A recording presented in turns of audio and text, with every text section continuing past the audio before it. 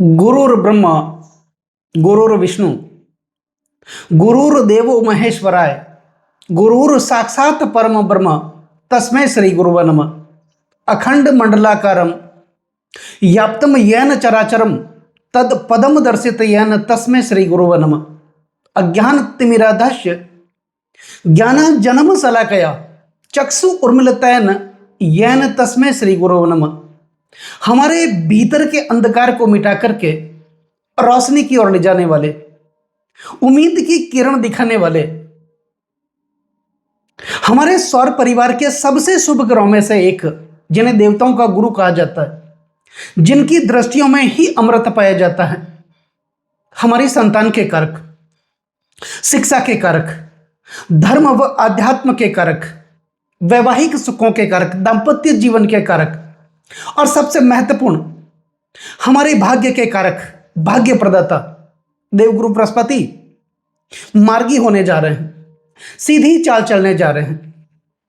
पूरे 120 दिनों की वक्र चाल के बाद 11 मार्च 2026 सुबह 8:55 पर मार्गी होंगे, सीधी चाल चलेंगे। तो क्या होगा प्रभाव बृहस्पति के इस मार्गी चाल का मकर राशि वाले जातकों के जीवन पर, आज हम इस वीडियो के माध्यम से जानने वाले हैं और समझने वाले हैं। दोस्तों, मकर राशि वालों के लिए बृहस्पति छठे भाव में बुध की राशि मिथुन राशि में चल रहे हैं। ऐसा कहा जाता है कि छठे भाव में पाप ग्रह शुभ फल प्रदान करते हैं, लेकिन शुभ ग्रह अच्छा फल प्रदान नहीं करते।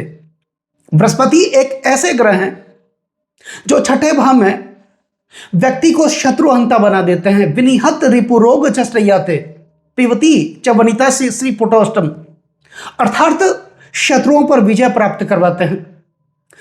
लंबे समय के संघर्ष के बाद व्यक्ति को आगे बढ़ा देते हैं, कर्जों से मुक्त करते हैं, खर्चों से भी मुक्त कर देते हैं और प्रतिस्पर्धियों पर हमेशा विजय प्राप्त करवाते हैं। लेकिन बृहस्पति छठे भाव में वक्रचाल में थे। यह भाव सेवा व समर्पण का भाव भी माना जाता है। बृहस्पति छठे भाव में व्यक्ति को सेवा से जोड़ते हैं, समर्पण से जोड़ते हैं, परम पिता परमात्मा के प्रति विश्वास जागृत करते हैं।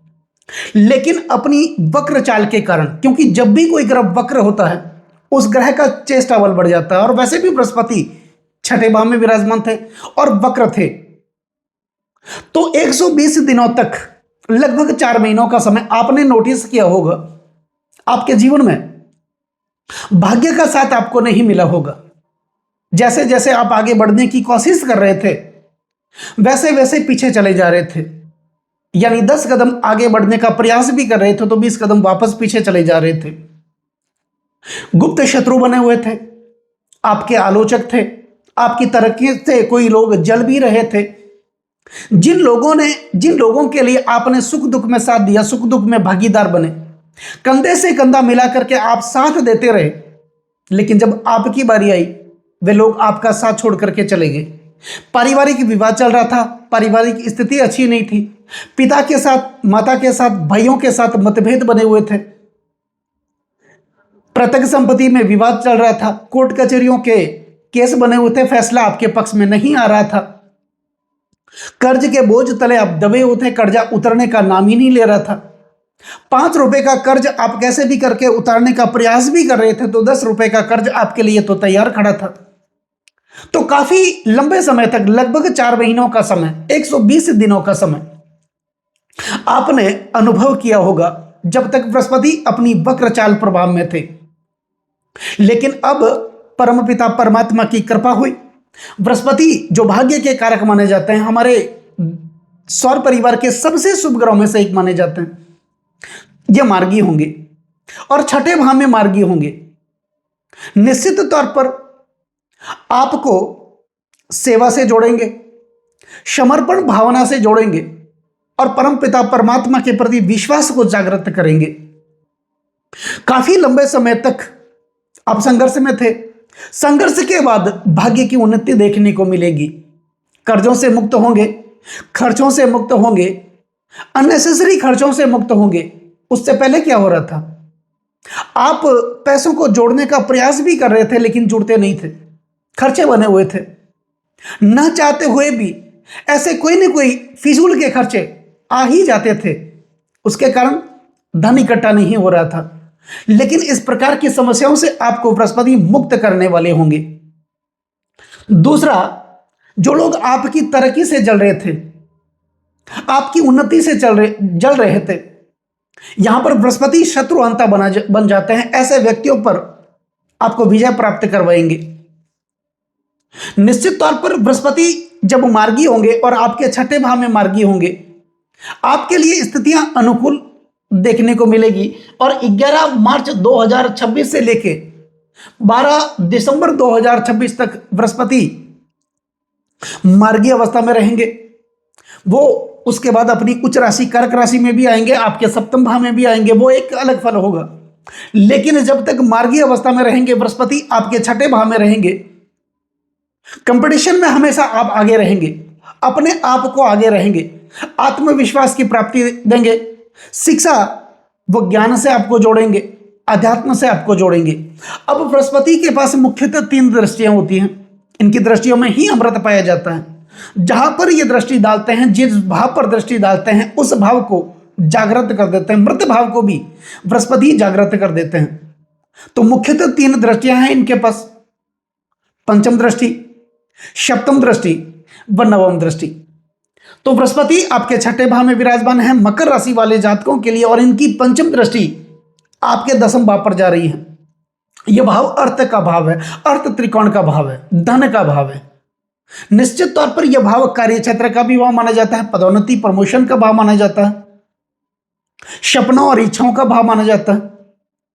तो बृहस्पति की पंचम दृष्टि दसम भाव पर आपके कार्य क्षेत्र में विशेष उन्नति देखने को मिलेगी। यानी कर्जों से तो आपको मुक्त करेंगे ही करेंगे, लेकिन आपके पास पैसे आने की शुरुआत हो जाएगी। पदोन्नति आपकी रुकी हुई थी, अगर आप नौकरी करते हैं तो पदोन्नति आपकी रुकी हुई थी, प्रमोशन आपका रुका हुआ था, रुका हुआ काम यहां पर आपका पूरा होगा। व्यापार के सिलसिले में आप लंबी दूरी की यात्रा भी करेंगे। अब बृहस्पति छठे भाव में मार्गी अवस्था में अच्छा फल तो देंगे, लेकिन पेट से संबंधित बीमारियों से परेशान कर देते हैं, लीवर से संबंधित बीमारियों से परेशान करते हैं, पाचन से संबंधित बीमारियों से परेशान कर देते हैं।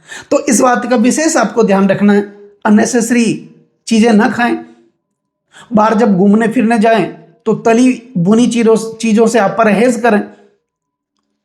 ये समस्या थोड़ी हो सकती है, इसके अतिरिक्त तो बाहर दूसरी जो समस्या है वो आपको नहीं होगी।